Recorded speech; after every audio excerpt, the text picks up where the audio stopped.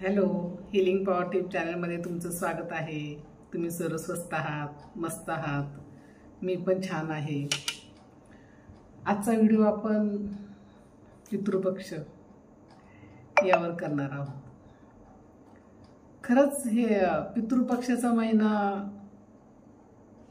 कसा वाटतो तुम्हाला? पितरांना जेवण घालतात आणि खरं त्यांच्यापर्यंत पोहोचतं का ते? मला तर असं वाटतं ना, जोपर्यंत माणूस जिवंत आहे तोपर्यंतच तुम्हाला त्याची काय सेवा करायची, त्याला काय खायला द्यायचं तेव्हाच द्या। मेल्यानंतर हे भोग कशासाठी? एवढे पंचपक्वान्नाचे भोग आपण लावतो, ते खरं त्यांच्यापर्यंत जातात का? ही आपली श्रद्धा की अंधश्रद्धा हेच मला कळत नाही। आपण म्हणतो की पितृपक्षामध्ये सर्व पितृ खाली उतरतात, पितर आपले खाली उतरतात आणि मग ते आपण त्यांना जेवण घालतो, त्यांचा आत्मा शांत होतो। हा पवित्र महिना आहे मानतो, म्हणजे याचा अर्थ आपण ज्यावेळेस आपले पितर येतात तर मग पवित्र महिना आहे ना हा, मग यावेळेस का आपण शुभ कार्य करत नाही? यावेळेस आपण गाडी घेत नाही, घर घेत नाही, कुठलेच शुभ कार्य म्हणजे आपण करतच नाही या पितृपक्षाच्या 15 दिवसामध्ये। मग पितरांना जेवण घालायचा काळ जर शुभ नसेल तर मग का त्यांना जेवण घालायचं?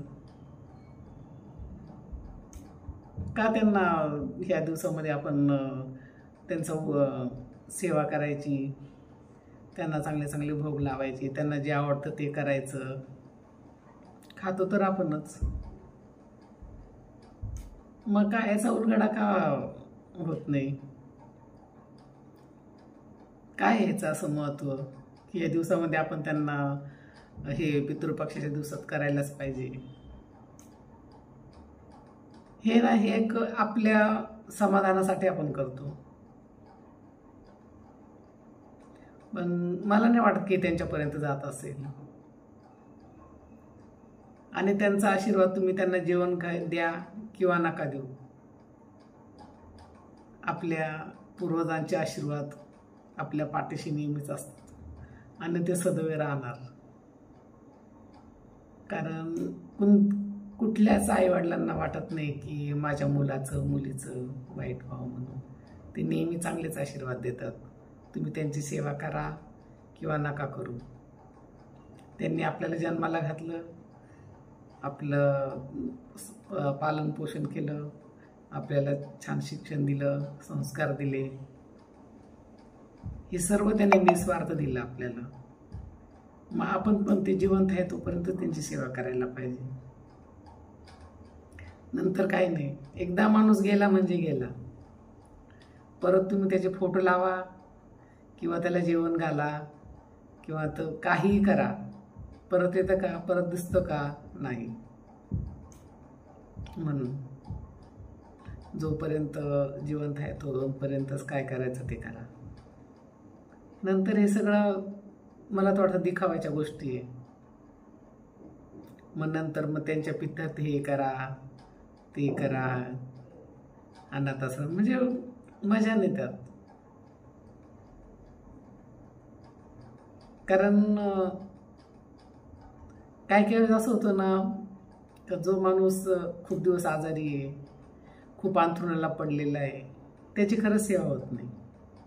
होती का सेवा? क्वचित होते, नाही तर असं वाटतं हा कधी हा माणूस जाईल म्हणून, त्याचे पण हाल आणि आपले पण हाल असं आपल्याला वाटतं। पण मला तर हे पितृपक्षाचं काही म्हणजे असं हे नाही वाटत की आत्मसमाधान मिळत नाही मला का आपण पितरांना जेवण घातलं आणि आपल्याला खूप समाधानी वाटलं, तसं काही वाटत नाही मला। कारण एकदा माणूस गेला ना, त्याचा चेहरा दिसत आपल्याला परत ना, त्याचं बोलणं ऐकायला येत, काहीच नाही। मग कशासाठी एवढा उठाठेव? आणि प्रत्येक पित्र का कावळ्याच्याच रूपात येतात का? असं तर आपण कावळ्याला अशुभ मानतो, मग का कावळ्यालाच घास द्यायचा?